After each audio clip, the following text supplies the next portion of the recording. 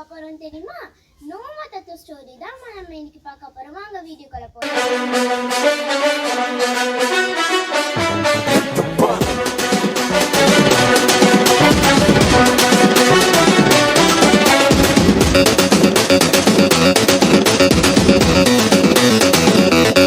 இது story time.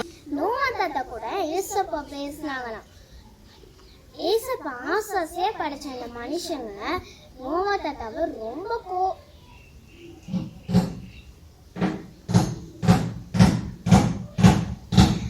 ஏசப்பா ஆசாசியா படைச்ச அந்த மனுஷங்க ஏசப்பா ரொம்ப கோபப்படுத்திட்டாங்களாம்.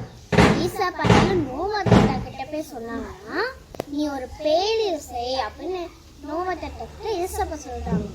நோவா தாத்தா பெரிய பேலி செஞ்சு எல்லாரையும் கூப்பிடுறாங்களாம். ஏசப்பா இந்த மாதிரி இந்த ஊரெல்லாம் அழிக்க போறாங்க, அதனால வாங்க அப்படின்னு சொல்லி கூப்பிடுறாங்க. ஒருத்தர் கூட நோவா தாத்தாவை மன்னிக்கவே இல்லையா. நோவா தாத்தாவும் அவங்க ஃபேமிலியும் வந்து அந்த பேரையில ஏறி அவங்க ஏசப்பா அனிமல்ஸ்கிட்டயோ சொன்னாங்களாம், நீங்களும் போங்க அப்படின்னு. அதனால எல்லா அனிமல்ஸும் ஜோடியா அந்த படகுல போய் ஏறுதான்.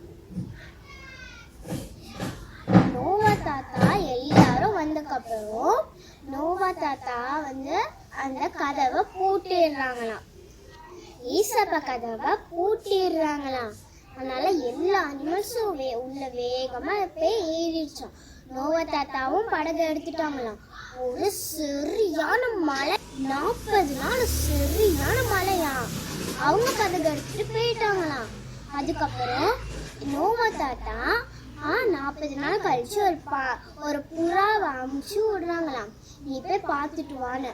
அந்த புறா போனதுக்கப்புறம் மறுபடியும் வருதான். அப்புறம் ஒரு காக்காவை அமுச்சு விடுறாங்களாம். அந்த காக்கா கொஞ்ச நேரம் கழிச்சு வருதா. அதுவும் இல்லாம ஒரு இலைய படிச்சுட்டு அது வருதான். உடனே நோவா தாத்தா புரிஞ்சுக்கிறாங்க, இந்த ஊர்ல இருக்க எல்லா மழையும் பெய்ச்சின்னு சொன்ன உடனே ஏசப்பா கதவை திறந்துடுறாங்களாம். உடனே அந்த எல்லா அனிமல்ஸும் போதான் வெளியே. நோவா தாத்தா எப்படி ஏசப்பாக்கு கீழ்ப்படிஞ்சாங்களோ அதே மாதிரி நம்ம அம்மா அப்பாவுக்கு நம்மளும் கீழ்ப்படியணும்.